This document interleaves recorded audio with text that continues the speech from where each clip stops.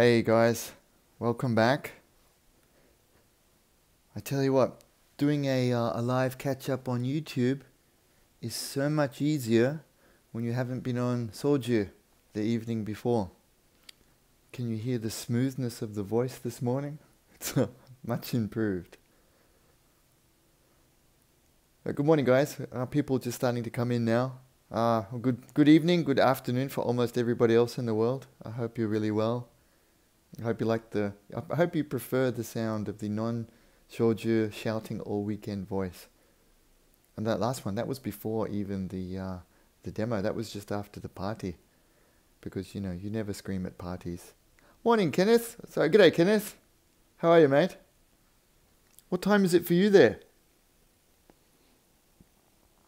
Man, we had a really good time. I'll start showing things. First off, I want to show presents. Look, we got some really cool stuff. How are we going to fit that in without the glare off the lights? How is this? A real type Zaku. It's so cool. Joel! Hey mate, how are you? Howdy.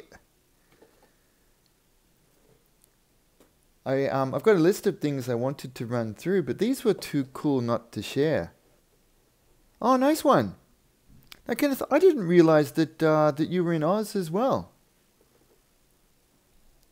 Yeah, Jetfire, how you doing? Yeah, real type Zaku. I mean, just while people are coming in, let's fondle some plastic, because hey Nate, how you doing, buddy?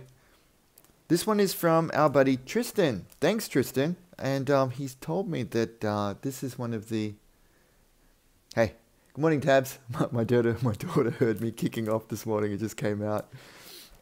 Tristan was telling me that the really cool guys at Gunpla Builders Australia, who I met up on the weekend, this is like one of their, what would you call it? The coming of age kits. And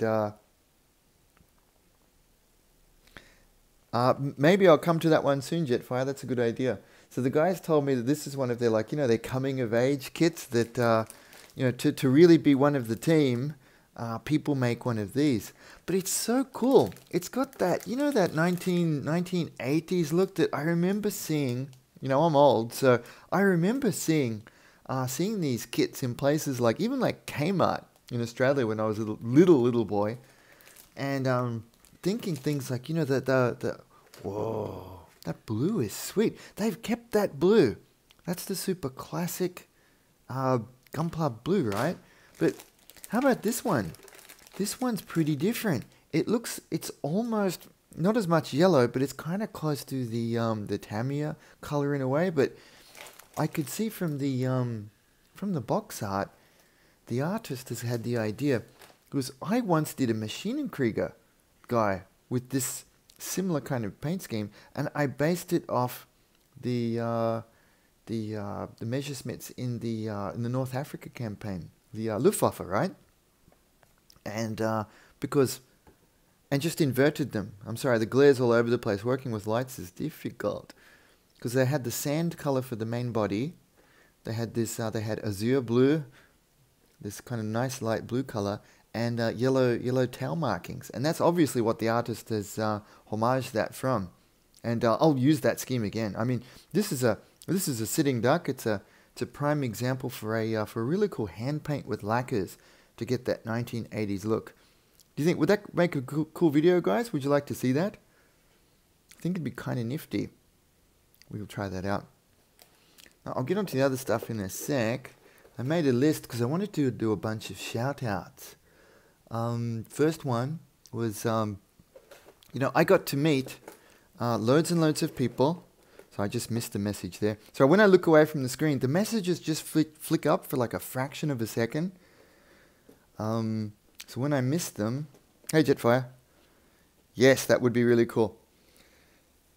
When the messages flick up for a second, you know, I'm shooting this off a phone for maximum connectivity, and so I can look at it at the same time. They only flick up for a quick second, so we get like a brief moment to look at something else, see the messages on the screen, answer, and then go back to what I was babbling about.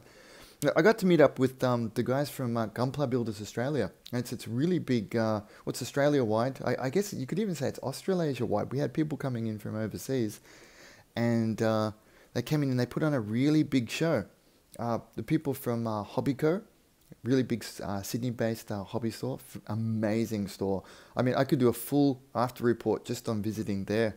It was incredible. And they put it on, and they had 102, 103 entries, I think. So we took a bunch of photos. When I say we, I really mean my lovely wife, Tomoe. She took a bunch of photos of all of the entries because, you know, I was flat out doing the talking thing. And so I've got a gallery to share with you guys. I've got a lot of different things to put in. So instead of just putting cards across the top like I usually do, I'll put in a bunch of links in the comments section below. Not the comments where everybody else comments, but you know, the information section. You click on the about part. That will be quite long this time. I'll put in a bunch of links there to places where I've hosted a bunch of photos. And there'll be a big gallery of all of the entries that we took. The second one will be a gallery of you know, me making funny faces and doing the aliens, because aliens hands, me with my eyes closed, and me me cracking jokes. But, that was for the demonstration, and that went super well, and the audience was so cool. It was the most fun demonstration I've ever done. Third gallery will be meeting up with Kawaguchi Meijin, Mr. Kawaguchi, the father of Gunpla, I guess. We had a really good catch up. I'll explain a little bit more about that in a sec. But just going back to my notes, so make sure so everybody was coming. Super big thanks to my main sponsor for this event was Ammo by Mig Jimenez. They gave me some money to help cover the cost and get down there and see everybody. So really big thank you to Ammo by Mig Jimenez. You're going to see lots of their paints on my show because, you know, I really like using them, and they've got, you know, good quality stuff, awesome colors, and they're just such a pleasure to deal with and support. Love working with them. Hobbyco helped me out with some really cool stuff on site. They stock Ammo by Mig Jimenez, so you can get all of their cool stuff in their Sydney store. I was rummaging through boxes because they got in some. It looks like the stuff sells pretty quickly there. I was rummaging through boxes. Hey, Jason. I was rummaging through boxes there because they were getting more supplies in. I showed a bunch of. You'll see these in the second gallery I mentioned. You'll see a bunch of photos of the brand new products that they're going to be stocking from Ammo by Mig Jimenez, including the, you know, those really nifty, the purple and the metallic mecha sets. They looked really, really cool. And they had some awesome brushes. Because I was traveling by airplane, I didn't take the enamel thinners stuff back with me. I didn't want to get caught on the plane. But the brushes I took from Hobbyco, I was laughing with the guys. They invited me back for another talk on a Monday morning before we left. I didn't hand that stuff back, and we had a laugh about it. I said, I gave you back all of the paints, but those awesome brushes that you have, I'm keeping them. And the owner's name is Michael, I believe it's Michael Wall, but he just said, you know, just call me Mike. And lovely gentleman, really nice guy. He said, no, if you like them, not only can you keep them, I'm going to send you a full set of those brushes. He said they import them from Germany, and they were beautiful. It's almost a waste. You guys have seen how I use and abuse brushes, right? I think poor Mike, he doesn't know how rough I am on brushes. So, you know, I might have to buy some cheapies, like Mike Wolf. God, what's Mike's channel's name? Help me out, guys. You guys know Mike. I remember people's names. He does Boom Makers, Model Heart, and Model Making Guru. That's it. Mike was laughing that I paint models with house brushes, which is pretty funny. So I'll be using them, and I'll show you how good they are. They kept their point, and they held a lot of paint very nicely. They were pretty good, a lot better than the quality that I usually work with. So that was cool. And we had a bit of a chat up. I'm kind of jumping my cue here, but we had a bit of a chat. They invited me back after the demo, probably for a couple of reasons, because, you know, they said, hey, this guy can talk. This guy's not bad at producing demos and things like that. So we're going to have a... Yeah, that's right, Nate. The feedback was really good. I mean, everyone was a little bit nervous at first. You know, this is probably a really cool thing to mention. I mean, I was nervous. I've never been to a model show in my home country, the country of my birth, right? I've never been to an Aussie show. I went to Japan shows for the longest time. Mike Fox. That's him, Kenneth. Yeah. That's what I mean. Fox. Everyone calls him Fox. But we kind of met privately, like through personal messages and stuff. So I knew his name was Mike, but Fox. Okay, that's right. He's got the Fox T-shirts and stuff. Cheers, bro. We were pretty nervous about it. I mean, my family's from Japan too, so we'd been to lots of Japan shows a bunch of times. We've been to shows in Europe. I've done demos there. That was pretty easy because, well, in Japan, I just speak Japanese at demos. So I can speak as fast as I want, as fast as my skill level allows me, if that makes sense. And people allow me to make a few mistakes because, they look at me and they know I'm not a native speaker. So it's kind of, kind of works. In Europe, it's the other way. I'm speaking with non-native speakers usually in English. So I can slow down a little bit. I can take my time. Can't make clever jokes most of the time. I need to keep it pretty simple. But because they're multilingual people too, multilingual people tend to be more forgiving of people, how we speak to each other. So that one was easy too. So I was nervous because most Aussies, I just never done it native English to native English, but they were super awesome. I could crack jokes, everybody, they seemed to go across really well.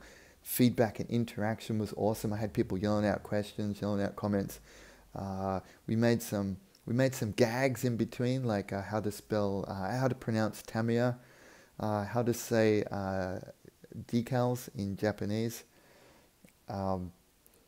If I get lots of requests, I'll say it on the next show, but otherwise I'll keep it clean because it sounds a bit funny.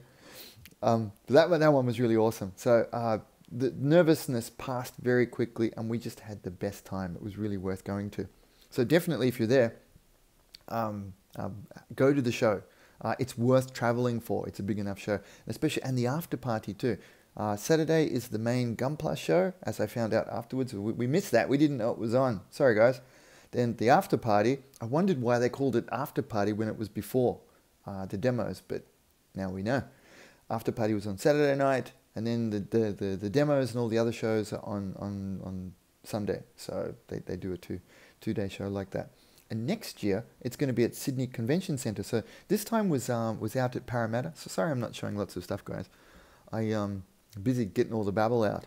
It was out at Parramatta, so it was like a 30-40 minute Uber ride, which was fun, but it's kind of not Sydney. It was quite far away. But getting better, next year is at the Sydney Convention Centre, which is awesome. It's right in town. So, you could stay CBD, centre of town, and you could even walk. It was so close. Oh yeah, the Grimgird. I've painted all of that up. I didn't grab the box. So I'll yell out to, yeah, my wife's giving me the shall I grab it gesture. Yeah, sorry guys. I had a bunch of other stuff out and I forgot all about the main thing I brought down there. Yeah, good call. Thanks. So that show. And yeah, Hobbycoat people were really awesome and they said, hey, they were in person. Yeah, I know, right? Yes, that's it, Tom Ware. Thank you. So my lovely wife, she was listening. Thanks, sweetie.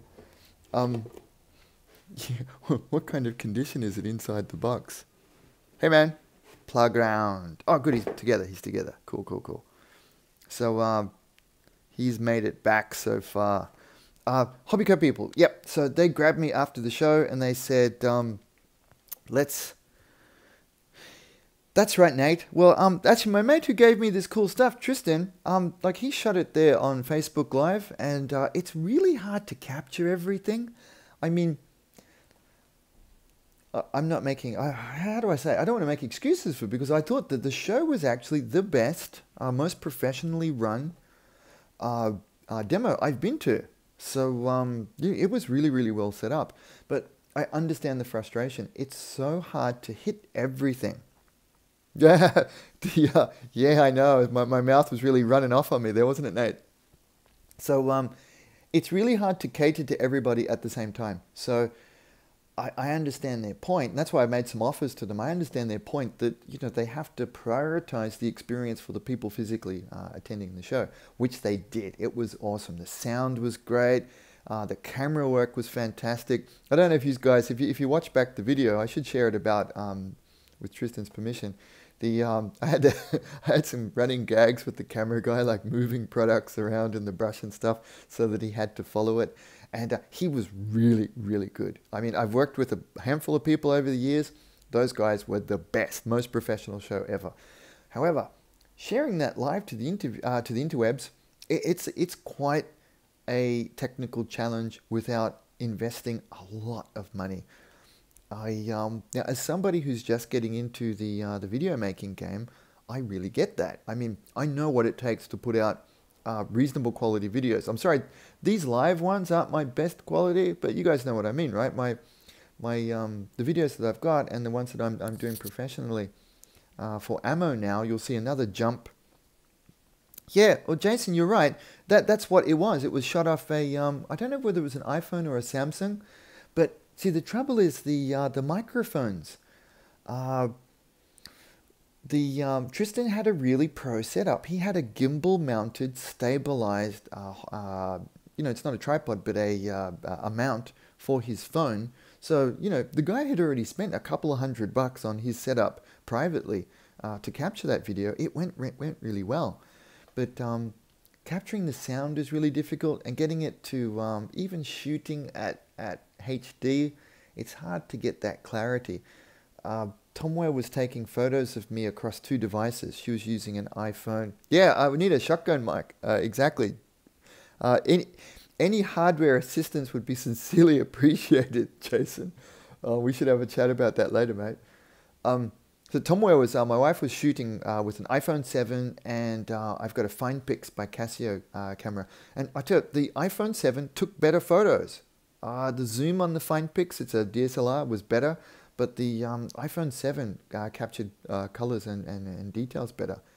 So I'll need to keep upgrading my stuff too. But anyway, so the videos, what I proposed to those guys, and what I'm going to do for you guys is, I'm going to do exactly, I can't do the same jokes because they were in situ, but I'm going to show you the same ideas, same techniques, similar products for what I've done so far on this guy. And in just an hour and 20 minutes, it's surprising you don't get that far, right? But I'll show you the same stuff, and I'll produce and put together a couple of professional videos for you to cover the territory I showed in the demo, and to build on that and share with all of the people who are at the demo so they can get a little bit more out of it. I don't know if you guys can see the details there, but I've started off with some chipping. How is that going to focus in? Let's give it a try. Can you guys see that? Is that coming across reasonably well? I mean, I've got some oil brushes. Actually, if I catch the light, it's still slightly glossy. Oh, those decals look cool, don't they? And so I've started the effects. You don't have to go too hard. I've started the effects, but what I'll do is I'll knock it down into a properly done video for you. I've noticed when I shoot live, you need extra light. That's something that's become educational about it. All right, learning stuff. So, but that's what I got. Hour and 20 into the demo and talking about a bunch of stuff. We got about that much progress done. Now the head was really good because I showed a kind of contrast idea. I used a green DAK color here and here. Sorry, I get that. Show you in the light. And I contrasted that with yellow on the other side for a, yeah, you can see that. Oh, look at that. See how the yellow is contrasting? Let's get closer. See, one side's darker than the other. Now in proper photography, to really capture those nuances, I need to have it in my proper setup for you. And we'll do that. So I'll share the demo via photography and a couple other videos for you. And that should help a lot too. I was worried that I wouldn't have enough talk about today, but that never seems to be a problem for me, does it? I showed the gifts. Yep, met Tristan and Steven, 2 of my awesome patrons. Thank you so much, guys. I mean, it was really crazy. We've known each other for years and years now. I think Tristan and I have been in contact for like 10 plus years on the interwebs.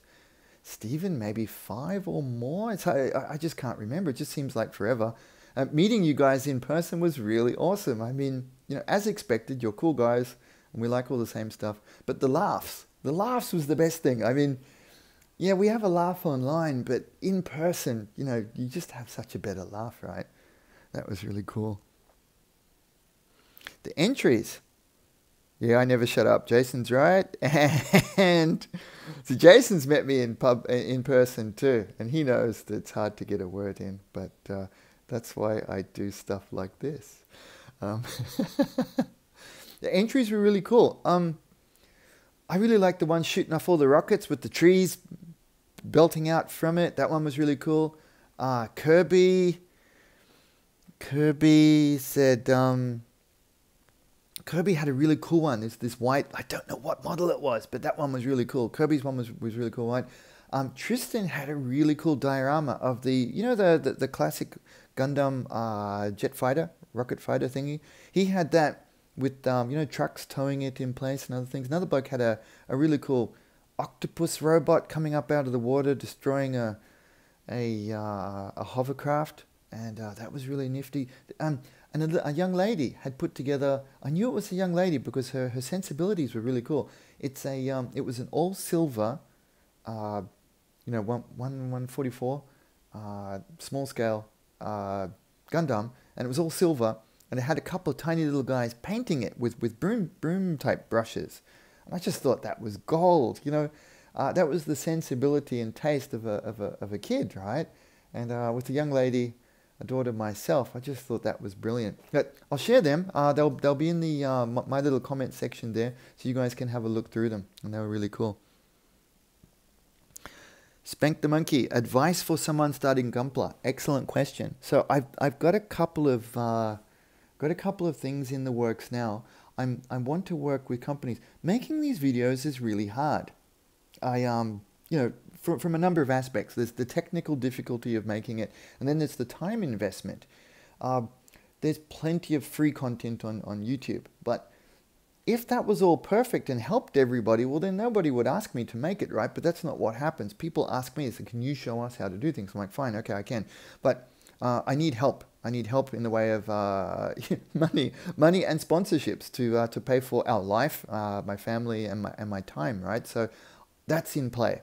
I'm working with a couple of sponsors, but if you want to see more how to make Gunpla and basic content, I just need more patron supporters. The more supporters I get, the less time I need to work on other stuff to get money, the more time I can just put into making content for you guys and showing you how to do it. Now, there'll be a link down here that you can go to my my Patreon page, and you can support me through there.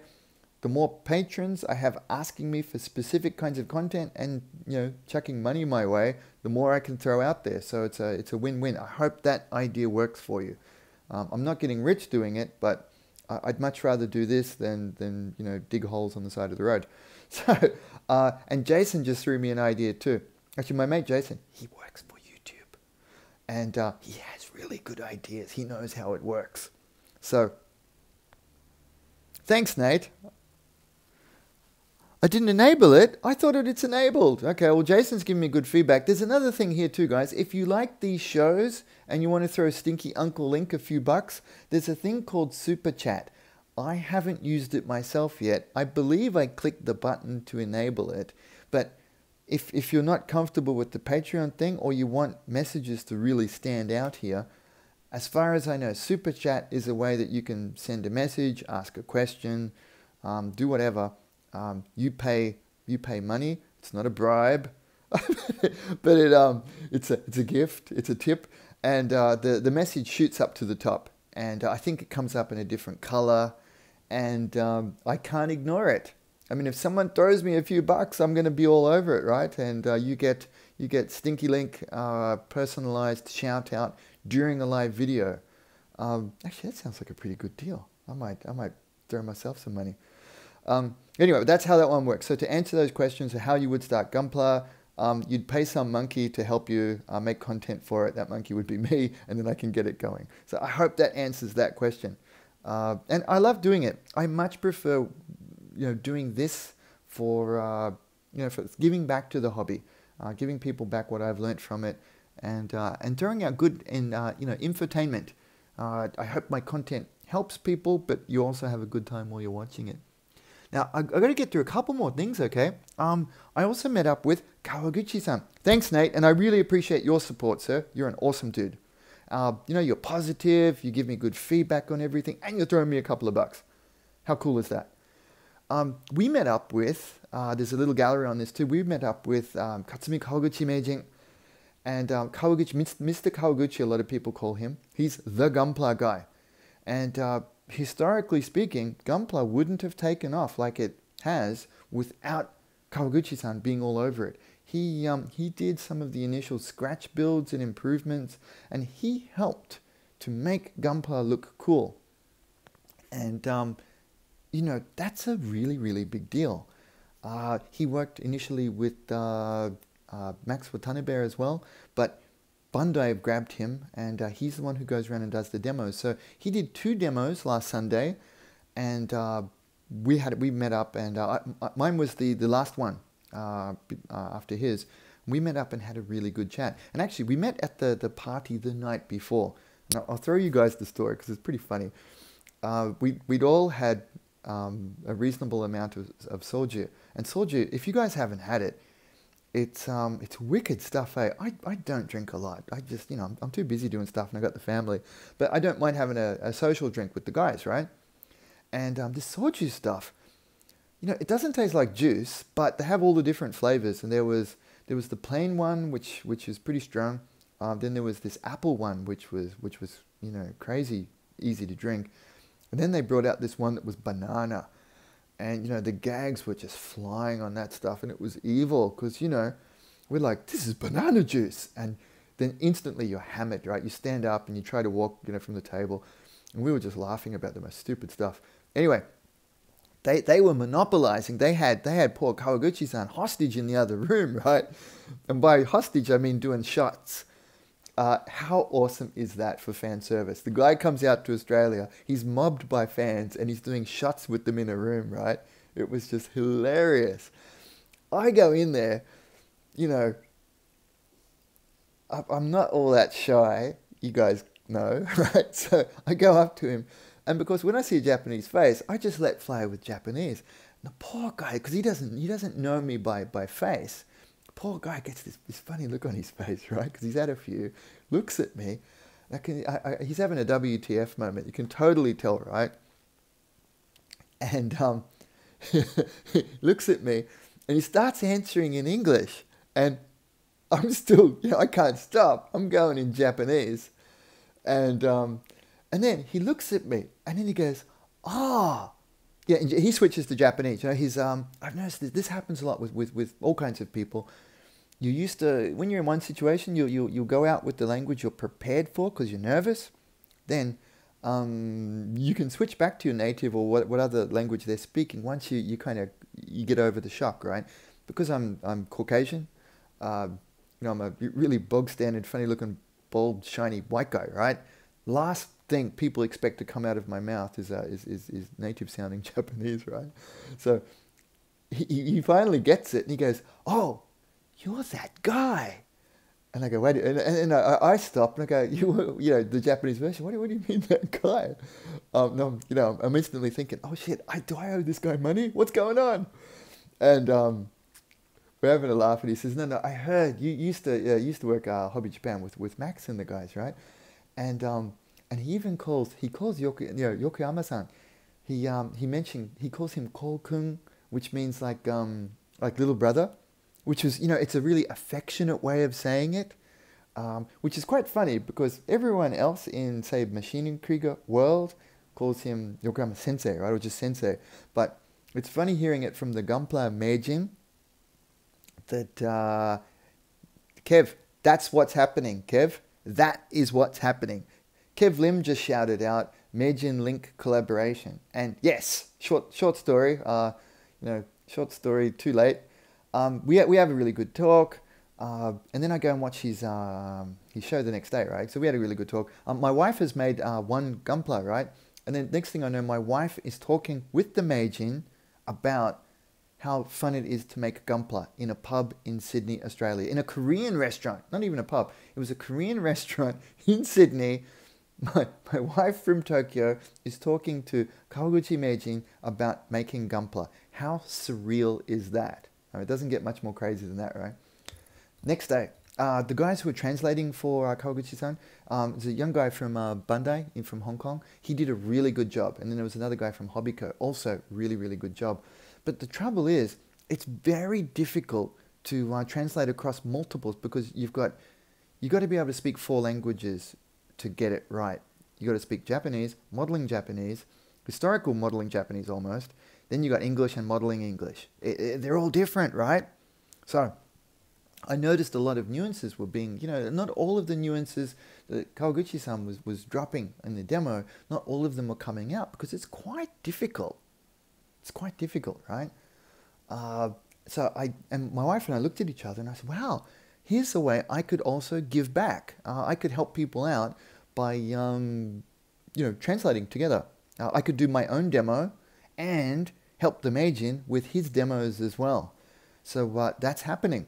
The offer went out there and all parties are super interested. So we're going to do that.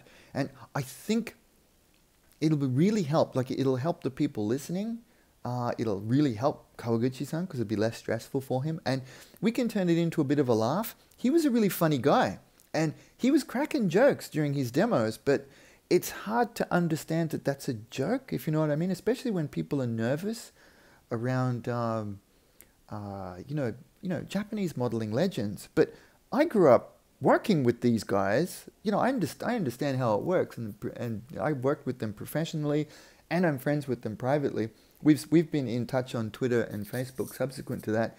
I reckon we're going to be really good friends, and I'm super looking forward to supporting him on this and helping get the Meijin's voice out in English so you guys really have a feeling for what the guy's saying. How does that sound? Do you guys like the sound of that? Okay, couple more things. How come people only shout out questions? Thank you, Jason! People only shout out random questions when I'm talking about something else, but I'm really excited about it because it was... Thanks, Ken. Yeah, right? Cheers, guys. Thank you. Thank you for the feedback. Yeah, I'm mad excited about it because I realized sitting there listening to him, it's like, wow, I'm getting the Matrix download input straight from the Meijin. I can belt that out in my my version. Try to get it out as I know in relatively native English, and it should be a big jump for the gunpla modeling world. Okay, a couple more things, and I better get going. I've talked way over time. Sorry to keep you guys going. So Hobbyco are super interested. I'm making a lot more content based here in Australia, right? That's right, Jason. Oh yeah, it's a few. Thanks, man. So one of the other things was so Hobbyco are interested. Up until now, it's like, this is a joke. It's hard to talk about some things like this because I don't want to sound like I'm really full of myself, because it's a little bit embarrassing to do it yourself. But do you guys know?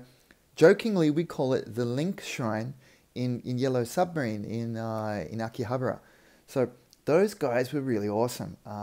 Back quite some years ago, the manager Takumi-san, he jumped on my models, and it might have been around the time I was first published in the Weathering magazine, or because they carried, it might have been when they saw I was friends with Mig Jimenez. It was about that time. That's going back quite a few years.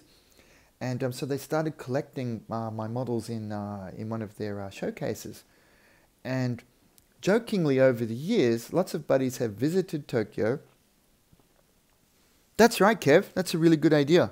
I hope it helps, and I can put the connections together, and being able to the language barrier really drops it down. But it's not just the language barrier.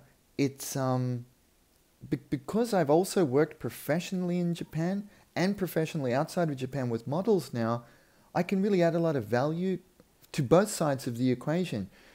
So Western modelers, I understand what we go through and what we want, but also I'm also a Japanese modeler, right? I have more experience as you know, I'm not ethnic Japanese modeler, but I've been a Japanese modeler for 15 years, right? And worked in the industry alongside them. I understand their challenges and how they view the outside world. So putting those two together should help a lot of value go both ways for everybody. I hope that works out and it's very valuable for everybody. And if it increases our fun and knowledge and, you know, all of those things associated with the hobby, that'd be really awesome. So, hey, Aaron. Aaron's just joined, guys. Aaron Simons. Aaron's builds were crazy, and he really helped me out in the demo.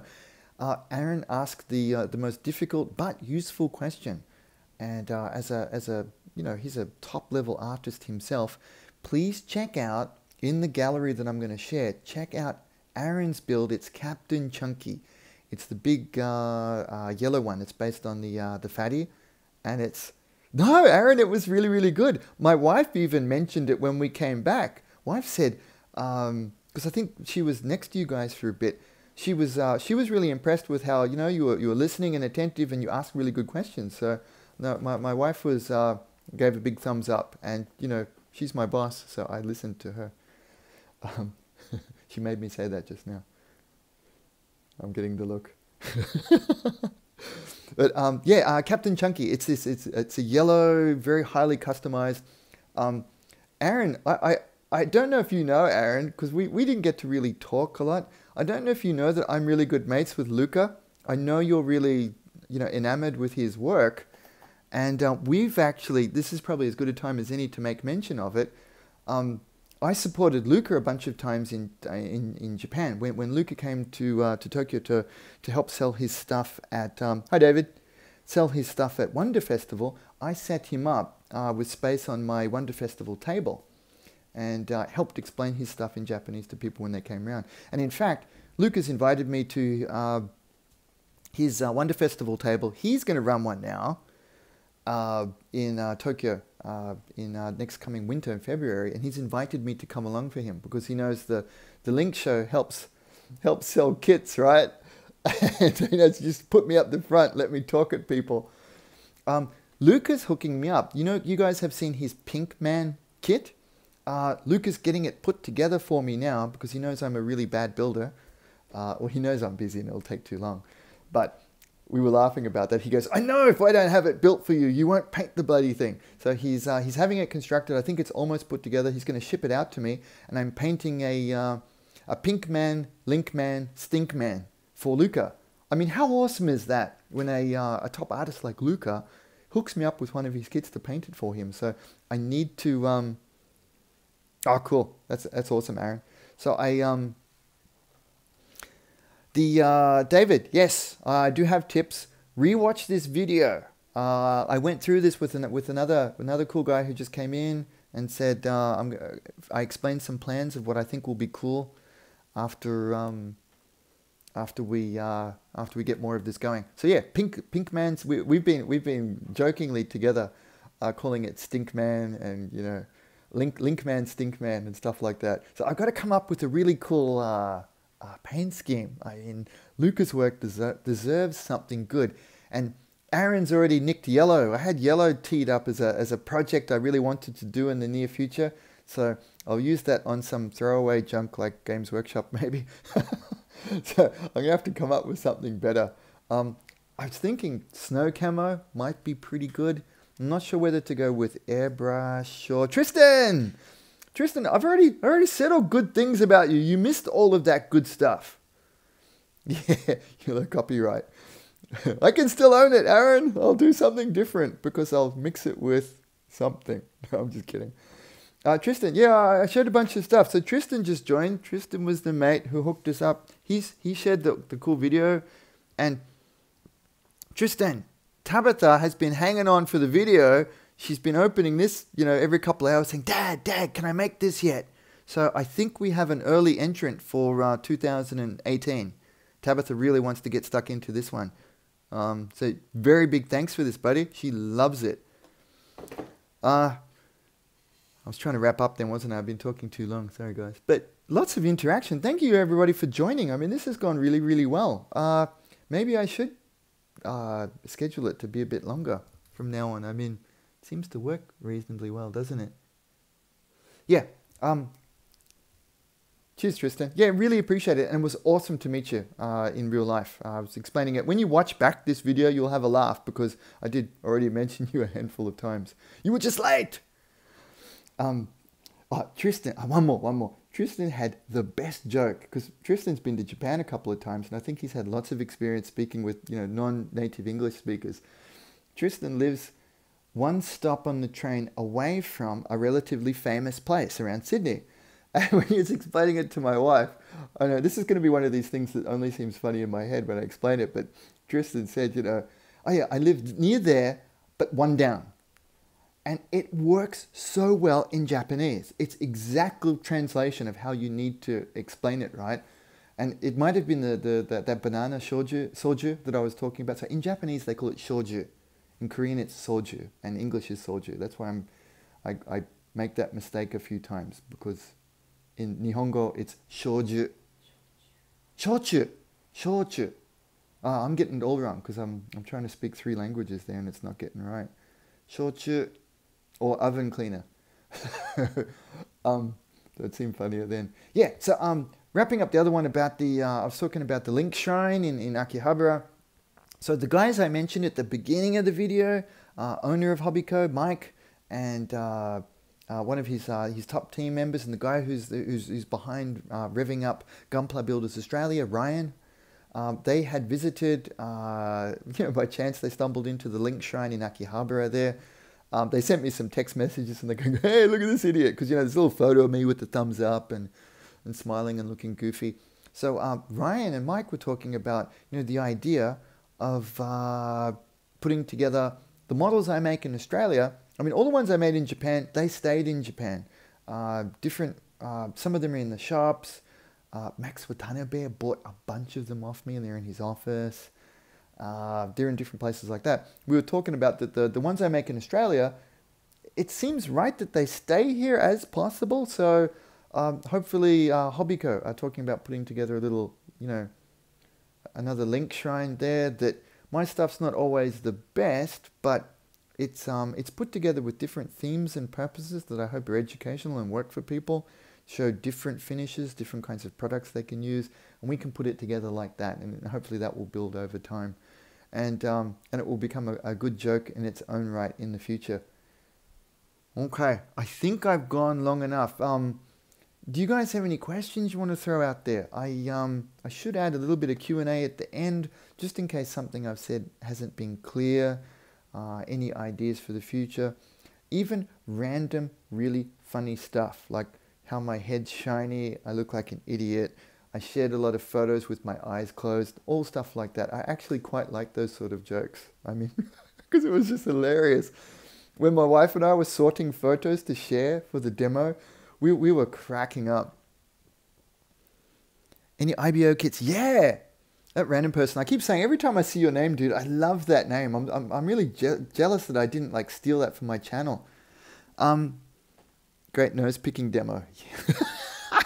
Aaron, the con. Jason, so we had to IBO kits. I'd really like to do a Rex. I just really like the look of the Rex, so I want that one. Ken, yes, Luca is producing more kits. He's reworking the Briegel now. Aaron, yes, nose picking for the win. that was just on the spot. Hey, I was just feeling a bit crazy. I just need to get a Rex kit in hands. So if somebody's out there wants to throw Uncle Linc a Rex, boom, I'm on it. What was the other one?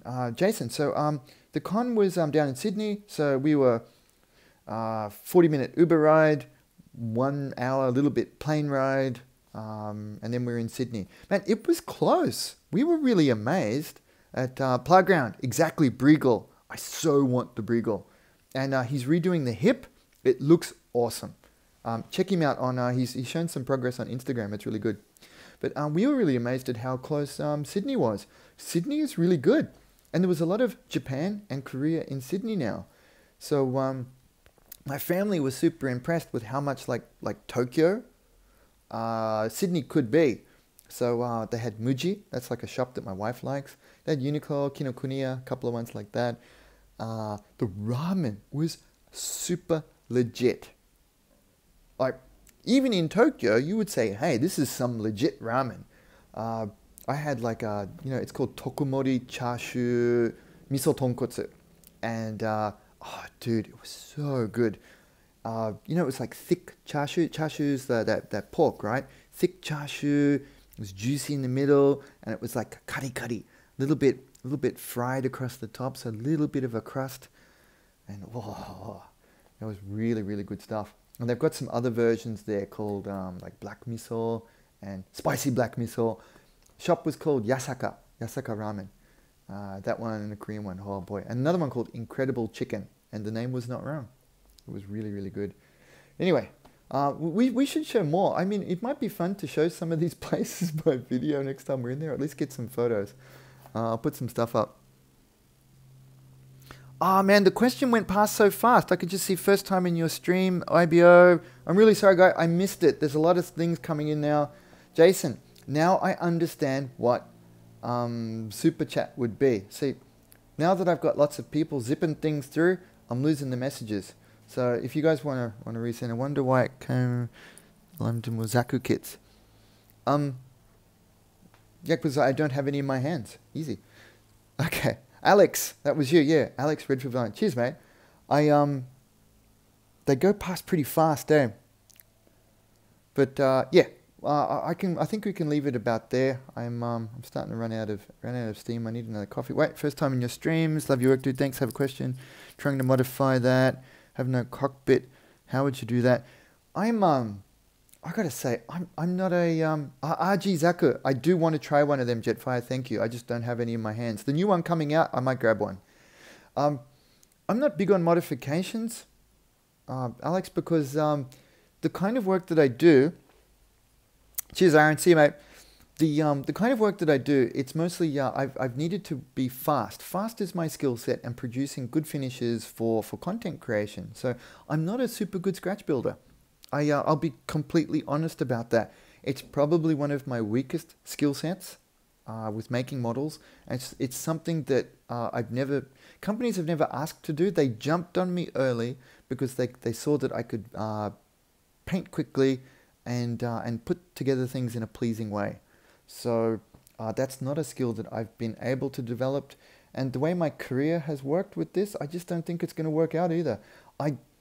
If I had 6 months or 12 months to put together a fantastic kit, I might be able to do it. But personality-wise, see, that's another thing.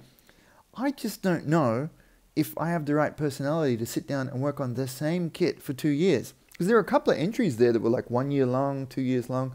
I don't know if I could do it. 2 weeks, 3 weeks for one project, and I'm happy to call it done and do a new one.